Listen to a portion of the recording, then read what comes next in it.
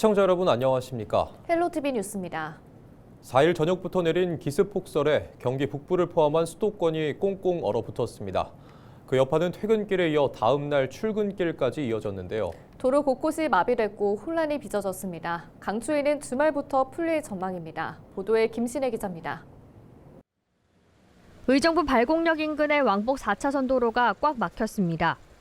지난밤 내린 기습 폭설 여파로 도로가 얼어붙으면서 차들이 거북이처럼 느리게 서행하는 모습입니다.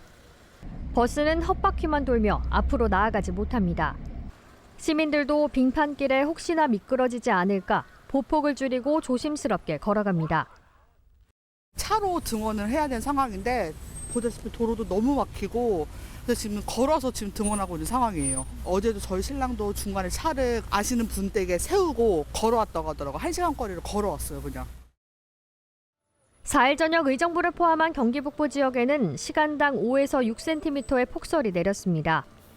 5일 오전 9시 기준 경기 북부에서는 교통사고와 도로 결빙 등 안전조치가 34건 발생했습니다. 영하권에 머무르던 날씨는 6일부터 점차 풀릴 전망입니다.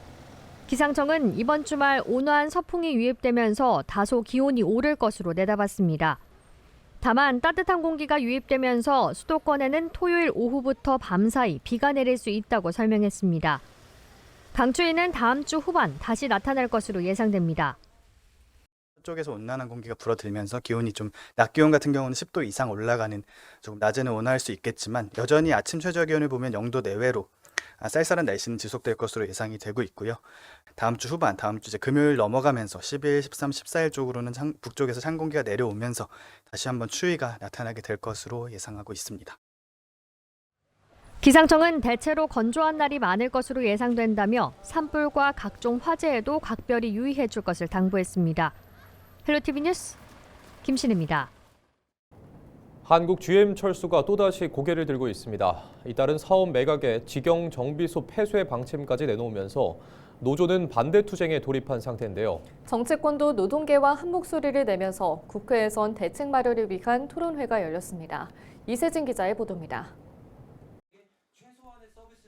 근로자들은 철수가 설이 아닌 현실이라고 입을 모았습니다. 최근 한국GM이 보여준 결정들은 사실상 내수 시장을 포기하겠다는 암묵적 선언이라는 겁니다. 최근 직영정비 폐쇄, 연구개발의 분리와 축소, 협력업체의 불안정, 그리고 반복적으로 되풀이되는 철수설까지 이 모든 것은 한국GM이 한국 산업 생태계에서 맡아야 할 책임을 제대로 이행하고 있는지. 한국GM의 불확실성은 국내 자동차 산업의 위기를 넘어 한 지역의 생존이 달린 문제라는 경고도 내놨습니다.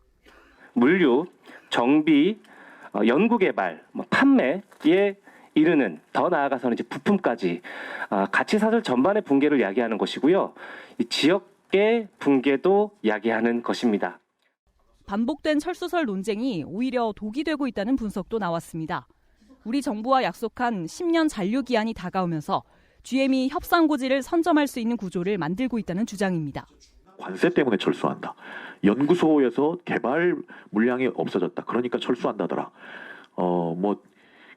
이 직영 정비소 없는 이것도 철수 아니냐.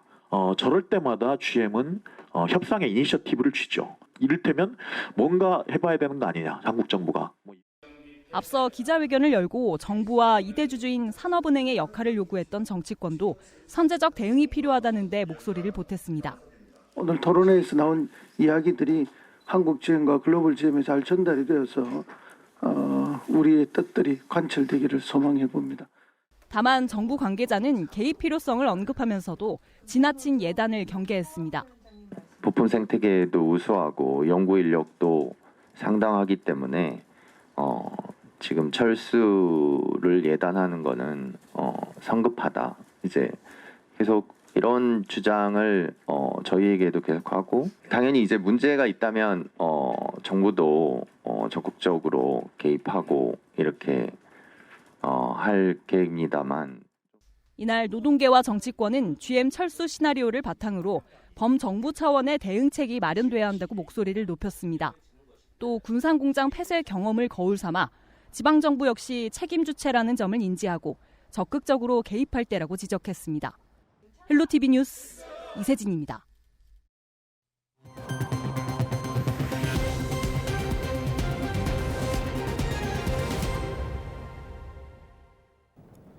내년 1월 수도권 생활 폐기물 직매립 금지를 앞두고 정부가 예외적 직매립 허용 기준을 만들도록 하는 폐기물관리법 시행규칙 개정안을 입법 예고했습니다. 구체적인 기준은 재난이 발생하거나 폐기물 처리시설 가동 중지로 처리가 곤란한 경우, 산간 오지 또는 도서 지역 등 제도 이행이 불가능한 지역, 그 밖에 생활 폐기물의 처리가 곤란한 경우 등인데요. 기후에너지환경부 장관이 관계 시도지사와 협의해 인정한 경우 직매립을 예외적으로 허용할 계획입니다. 제도가 시행되는 내년 1월부터는 실제 폐기물 처리 현황을 감시하고 비상 상황 발생 시에는 관계기관과 함께 협조 체계를 즉시 가동하는 등 생활 폐기물의 적체 또는 처리 지연이 발생하지 않도록 집중 관리할 계획입니다. 부평 굴포천이 30여 년 만에 콘크리트를 벗겨내고 생태 하천으로 탈바꿈했는데요. 조만간 2단계 사업도 본격화될 전망입니다. 송유천 기자의 보도입니다. 다닥다닥 붙어있는 오래된 집들 옆으로 하천이 흐릅니다. 굴포천이 복개되기 전의 모습입니다. 하지만 산업화와 함께 악취 등의 문제로 이곳은 결국 콘크리트로 모두 덮였습니다. 콘크리트로 덮인 굴포천은 도로와 주차장으로 이용됐습니다. 이후 지역에서는 자연하천 복원에 대한 논의가 시작됐고 청계천 복원을 계기로 굴포천 살리기가 본격화됐습니다. 30여 년의 시간이 흐른 지금 복개됐던 굴포천은 다시 생태하천으로 바뀌었습니다. 마침내 굴포천이 시민 곁으로 돌아왔습니다. 그동안 콘크리트 구조물 그 회색 지대가 바로 생태하천으로 새롭게 태어나는 역사적인 순간이 되었습니다. 굴포천은 인천 가족공원묘지에서 발원해 계양구, 부천시, 김포시, 서울 강서구를 지나 한강으로 빠져나가는 총 길이 21.17km의 국가하천입니다. 현재 생태하천으로 바뀐 곳은 1단계 사업으로 부평일동 행정복지센터부터 부평구청까지 1.5km 구간이 복원된 것입니다. 부평구는 해당 사업 준공 이후 굴포천 2단계 복원 계획을 수립할 예정입니다. 복원 시점부인 부평일동 행정복지센터부터 부평공원을 지나 백운 쌍굴다리까지 연장 1.45km에 해당하는 구간입니다. 총 사업비는 약 650억 원으로 추산되며 사업구상 연구용역 예산 5천만 원을 내년에 확보할 계획입니다. 캠프마켓 공원화랑도 연계되는 이렇게 지나가는 구간이 있고 또 신촌 같은 경우는 이 재개발이 예정돼 있어서 지금 저희가 개략적으로 본 거는 백운의 쌍굴다리 있는 곳 정도까지 다음 단계 복원 구간이 되지 않을까 그 정도는 있고 저희가 용역을 지금 진행하려고 합니다. 그래서 용역 결과에 따라서 저희가 어느 시점부터 어떻게 준비해 나갈지 이런 거를 저희가 준비해 나가고 있습니다. 군은 연구 용역과 함께 지역 주민 의견 수렴 등을 거쳐 사업을 본격화할 방침입니다. 헬로티비 뉴스 송유창입니다. 지역 혁신 중심 대학 지원 사업, 이른바 라이즈 사업이 각 대학에서 속도를 내고 있습니다. 부천 4개 대학이 모두 다 사업 대상에 선정됐는데요. 오늘부터 부천 지역 대학들의 변화를 차례로 살펴봅니다. 첫 번째 순서로 인공지능 콘텐츠와 웹툰을 기반으로 청년 창업을 이끌고 있는 부천대학교를 알아봤습니다.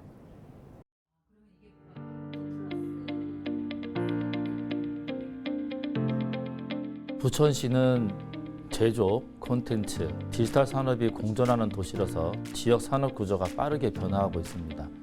이러한 환경에서 대학은 단순히 교육과 연구기관에 머물지 않고 지역의 혁신과 성장의 핵심 동력으로서 역할을 확대해야 한다는 요구가 커지고 있습니다.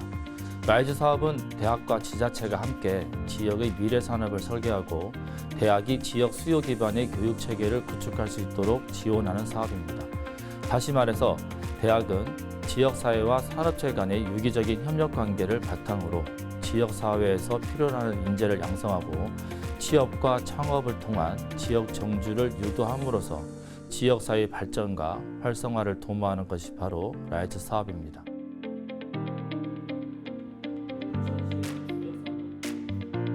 부천시는 전통적으로 제조업을 기반으로 성장해 왔으며 대기업이나 특정적인 산업군이 없는 지역입니다. 그러나 부천시는 제조업 기반의 산업 활성화를 위하여 산업단지 중심의 디지털 전환과 부천시 5대 특화 산업을 집중 육성하고 있고 부천시 전략 산업으로 영상문화 콘텐츠 산업과 초고령화 진입에 따른 보건복지 서비스 산업을 확대하고 있습니다. 부천대학교는 이러한 지역 산업의 특성을 고려하여 조명, 로봇 등 부천시의 5대 특화 산업과 소부장을 포함하는 제조업, 디지털 전환에 따른 ICT 산업, 그리고 콘텐츠, 보건복지, 뷰티, 서비스 산업 등 다양한 지역 산업을 선정하였으며 지역 수요 맞춤형 인재 양성과 지산학 협력 기반의 기업 성장, 그리고 지역 수요 맞춤형 평생 직업 교육과 지역 현안 해결 및 지역 사회 상생 협력 강화를 중점 과제로 추진하고 있습니다.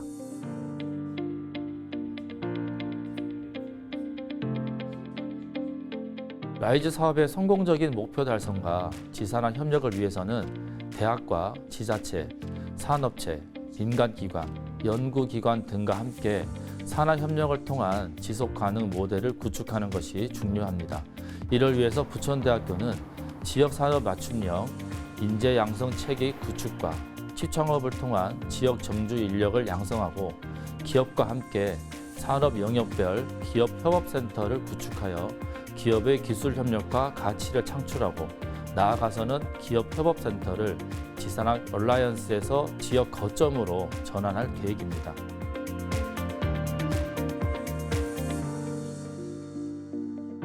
라이즈 사업을 통해서 대학과 지역사회, 산업체는 상호 유기적인 관계를 기반으로 상생 발전을 위한 선순환 체계를 구축하게 됩니다. 대학은 지역 산업 맞춤형 전문 인력을 양성하는 체계를 구축하게 되고 기업은 산학 협력 중심의 기업 성장과 지산학 협력 네트워크 구축이 강화됩니다. 또한 지역 사회는 전 생애를 대상으로 평생 직업 교육 기반의 지역 학습 체계를 구축하고 지역 현안 문제를 해결함으로써 지역 사회 발전과 활성화를 도모하게 될 것입니다. 인천 통합보훈회관이 새로 건립됩니다. 인천시는 지난 4일 남동구 간석동에서 통합보훈회관 기공식을 열었다고 밝혔습니다. 인천 지역 보훈단체들의 사무 공간이 한데 모이는 인천시 통합보훈회관은 296억 원을 들여 지상 4층, 연면적 4,600제곱미터 규모로 오는 2027년 1월에 완공할 계획입니다. 이곳에는 보훈단체 사무실을 비롯해 다목적실과 회의실, 건강증진실 등이 들어설 예정입니다. 인천통합보훈회관이 완공되면 흩어져 있던 보훈단체들의 사무 공간이 한 곳으로 모여 국가유공자와 보훈가족들이 더 편리하게 이용할 수 있을 것으로 시는 기대하고 있습니다. 인천에서 제설용 차량이 가로수를 들이받아 공무원 1명이 다쳤습니다. 지난 4일 오후 8시 1분쯤 인천시 부평구 갈산동 도로에서 부평구청의 제설용 차량이 빙판길에 미끄러져 가로수를 들이받았습니다. 이 사고로 차량에 타고 있던 30대 공무원 A씨가 다쳐 병원으로 옮겨져 치료를 받았습니다. A씨는 현재 부상 정도가 심하지 않아 치료를 받고 퇴원한 것으로 전해지고 있습니다.